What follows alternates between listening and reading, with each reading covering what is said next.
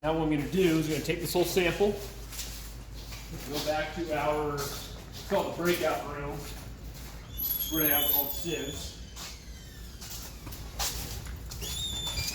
I'm going to use this one right here. This is our Gilson sieve shaker. Each one of these sieves.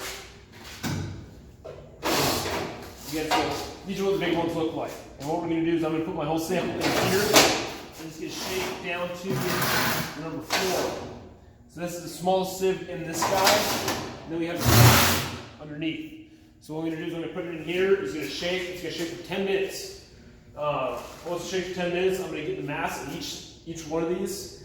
And I'm going to take all the fines, get the mass of that, split it back down again, because I don't want to run all of those fines. That would be a lot. That would take me forever. So I'll explain all that when I get to it. But I'm just basically putting it here. It's going to be 10 minutes, and then we'll come back and look at it again.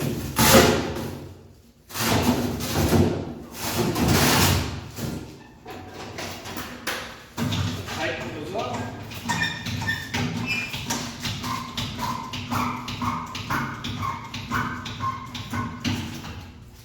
Put this whole thing in.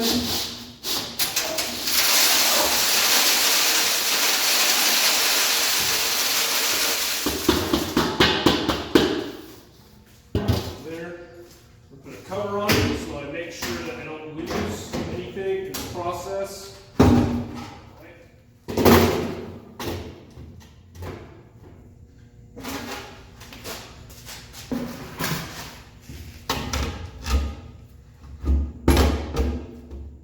Like I said, it's going to go for 10 minutes.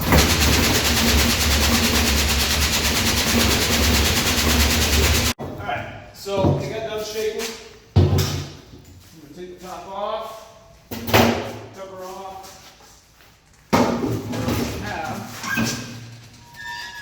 release that.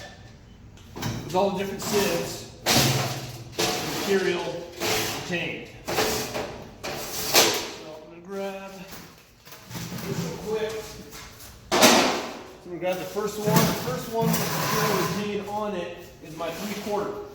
Again, this is supposed to be a 3/4 road base. I'm pretty sure I mixed it with something that wasn't a 3/4 road base, but then again, it might be some other 3/4 that we have for some reason. So, that is the 3/4 sieve on retained. So what I'm going to do is this, put it in the bowl, put it in the bowl.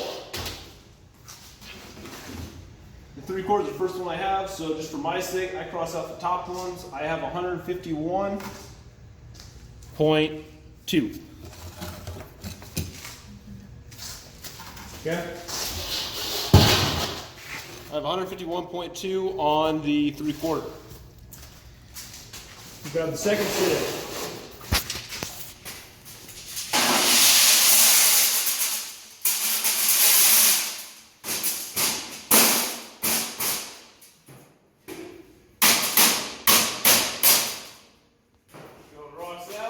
At this point, I can break the rocks and not feel bad because they're already retained on that sieve. It's not like I'm going to shake it again. So if I have to break the rocks to get them out, I have to break the rocks to get them out.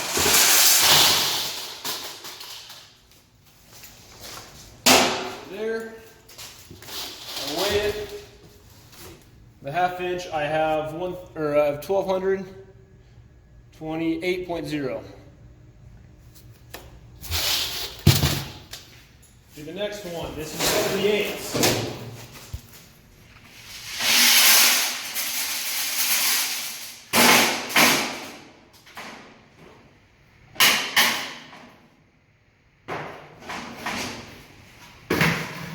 Make sure there's nothing left in this. Put it back.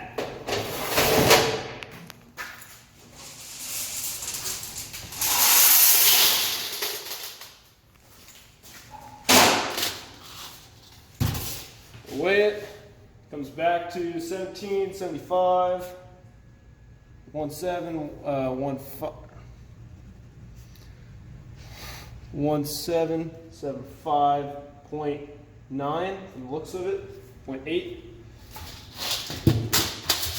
that there. Now, the number 4 sieve on this guy is the smallest one. These shakers are used because they're a lot bigger. We also have 12-inch sieves and we have 8-inch sieves. 8-inch sieves are for fines or for anything that is -4. And the 12-inch sieves we can use all the way up to 2-inch material. It just can't be as much material so we don't want to overload the sieves. And I'll explain why that's important in just a second.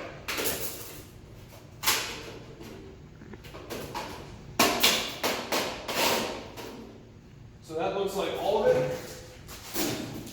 There's not a whole lot left over on top. This goes back in. Let me weigh this one.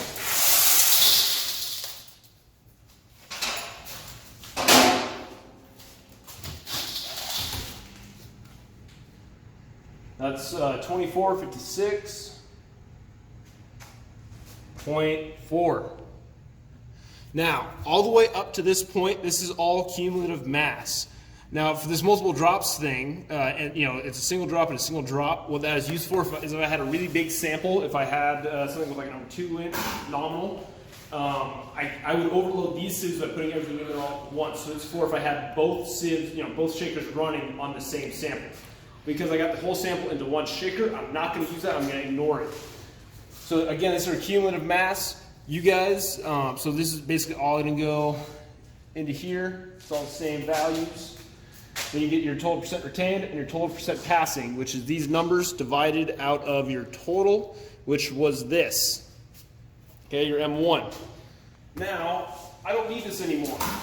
This goes in the trash. Okay?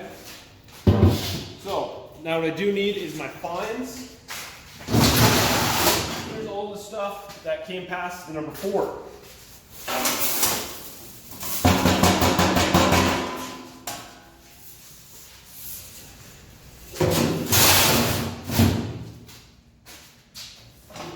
Now, what I'm going to do with this is I'm going to get my final weight for this material passing the number 4.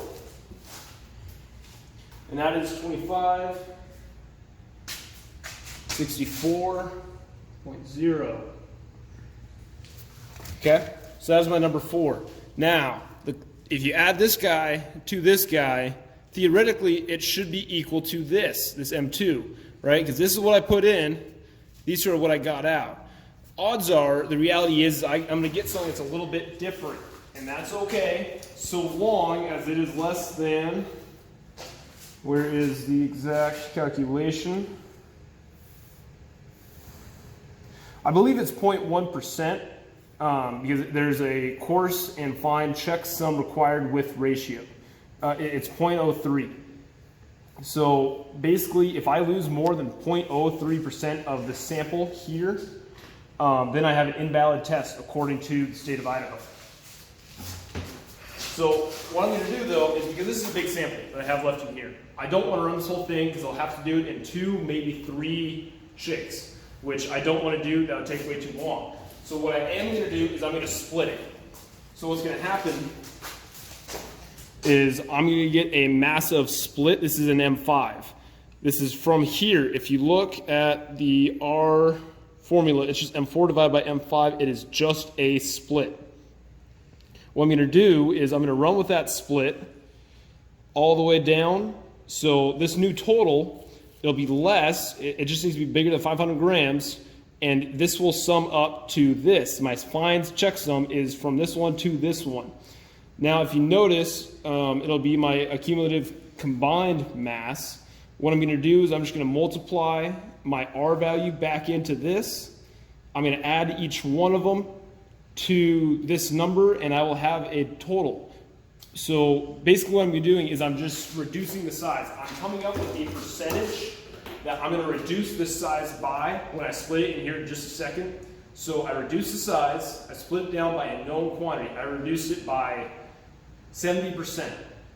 I'm going to run through this whole thing with my smaller numbers, and at the end of the day, I'm going to increase it by 70%. So while I didn't run the whole thing at the same time, I basically scaled it down, ran my test the easy way, Now I'm going to scale it back up. If you guys have questions with that, send me an email. The students last semester had a great time trying to figure it out. So this is my fine splitter. Notice the difference between the fines and the big one. So I'm just going to clean this out real quick because the last person that used this can clean it. And I just need to get this split down to about 500 grams. It can be a little bit more, but it cannot be less according to the whack procedure that we are following.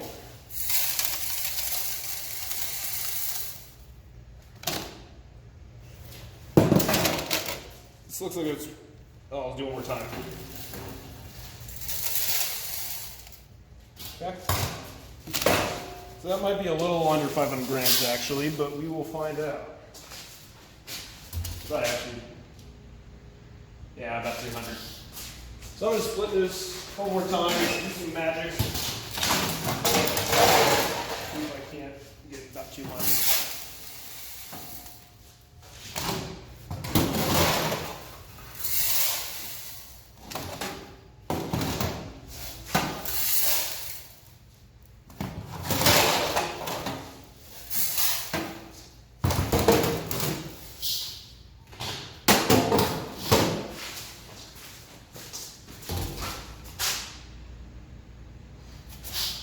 One too many.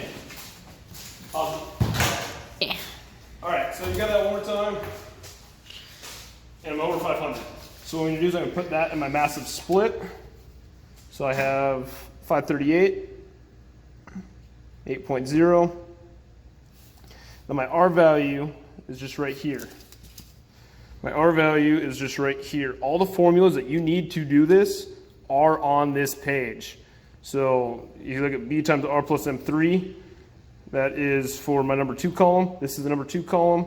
All it is B, this value, times my R value, plus M3. M3 is, where's M3?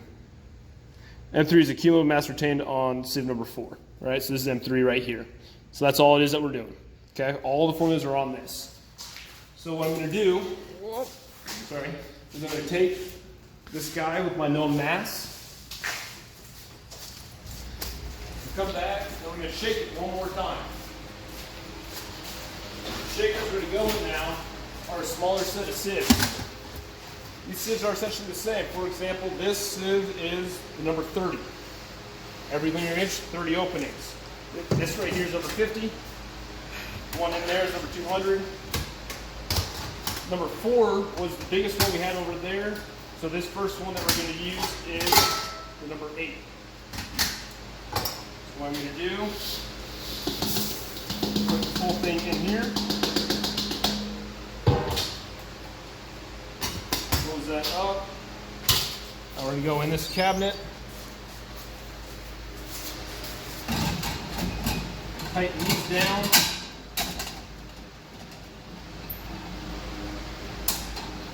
Up.